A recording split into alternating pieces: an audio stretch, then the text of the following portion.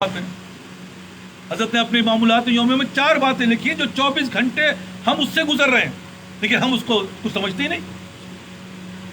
اگر ہم نے ان 4 باتوں کو سمجھ لیا باقی کچھ بھی نہیں کرنا، کیونکہ 4 باتیں تم پہ ڈالی جاتی ہیں من جانب اللہ۔ وہ کیا ہے؟ وہ تم پہ خوشی تم خوشی نہیں ہو سکتے جب تک اللہ نہ دے۔ شکر ادا کرو، یا اللہ تیرا شکر ہے۔ تم پہ غم ڈالا جاتا ہے، کون چاہتا ہے غمگین ہونا؟ تو صبر کرو۔ تم بشر ہو، گناہ کرو گے، توبہ کرو۔ اور استعاذہ دل و دل کے اندر شیطان وسوسے ڈالتا ہے، ایسا ہو جائے گا، ویسا ہو جائے گا، ابھی جاؤ گے تو یہ ہوگا، فلاں کرو، 100 وسوسے ڈالتا ہے۔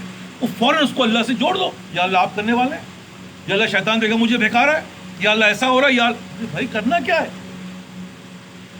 اور یہی 4 چیزیں جس دن یاد ہو گئی، جو بار بار کہہ رہا ہوں، صبح شام صبح شام، انہی چیزوں کو تو رٹایا جا رہا، رٹ کیا رہے ہیں؟ بہت آسان ہے۔ اپنی زندگی کو ان 4 چیزوں کے اندر دیکھو گے، جب بھی دیکھو گے۔ اور اس کا کام کیا ہے؟ جب میں نے کہا نیکی مل جائے یا اللہ تیرا شکر ہے، نہیں ملے یا اللہ مجھے معاف فرمائی، یا اللہ مجھے توفیق عطا فرمائی۔ کیا کرنا ہے یار؟ اس کے اندر ہے کیا؟ کر کے دیکھو۔ لیکن جب کرو گے، جب کوئی ٹارگیٹ ہی نہیں ہے، میرا مقصد ہی نہیں پتا مجھے، اور مقصد نہیں پتا بلکہ ایسے غلط سوچ پیدا ہو گئی ہے۔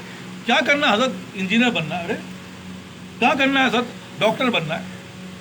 حضرت کاروباری بننا ہے؟ ارے بھائی وہ تو بنو گے، لیکن اصل مقصد تھا تمہارا دنیا میں بھیجنے کا، وہ تو اللہ والا بننا تھا، جو اللہ کہے اس کی باتوں کو ماننا تھا۔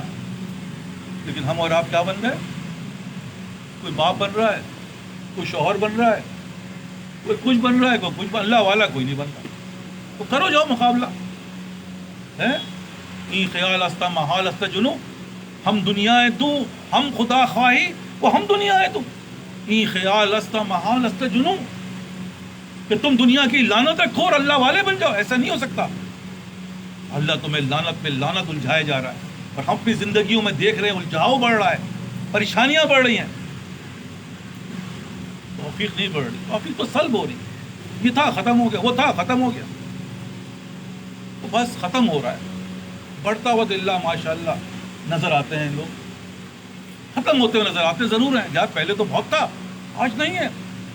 پہلے تو یہ جذبہ تھا، آج جذبہ ختم۔